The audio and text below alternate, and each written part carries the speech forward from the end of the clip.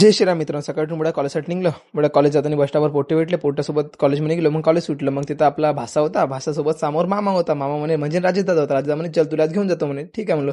मग मस्तपैकी दुकानात आलो. दुकानात तर हर्षल दादाकडे काम करतो कापलं करून घे म्हणलं. हर्षल म्हणे हे जय श्रीराम म्हणे. ठीक आहे म्हणलं. मग मामानं आपल्या कूलर घेतलं होतं खरं.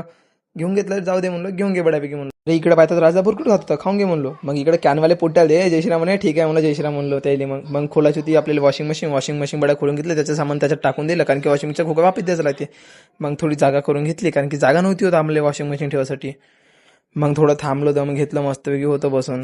धन्यवाद मित्रांनो, तुम्ही मस्त सपोर्ट करून राहिले मला. लाईक करा, फॉलो करा, शेअर करा, असे सपोर्ट देत राहा. मग खोका वरती नेऊन द्यायचा होता म्हणजे वरती नेऊन ठेवायचा होता पद्धतशीर. मग खोका बड्या पद्धतशीर व्यवस्थित ठेवून घेतला बड्यापैकी. हा भाऊ इकडे हवा घेत होता कूलर लावून. घेऊन घे म्हणलं, टीना गरम म्हणून होता. मग खाली आलं तर साहिल होता. साहिलला ग्लास लावून दिला. राजदा नाही जमलं की म्हणलं तुम्हाला पण वेल्डिंगचं काम म्हणतं साहिल करून देऊ शकते. मग बाहेर होते बंदरा पाहिलं तर मग कस्टमर आले ते. कस्टमरना पैकी मोबाईल देऊन दिला. मग एक दादा आले त्यांना पण एक बटनवाला मोबाईल देऊन दिला. मग अजून एक आपला मित्र आला मित्राला मोबाईल देऊन दिला. घेऊन घ्या म्हणलो, ये ऑफर आहे म्हणलो.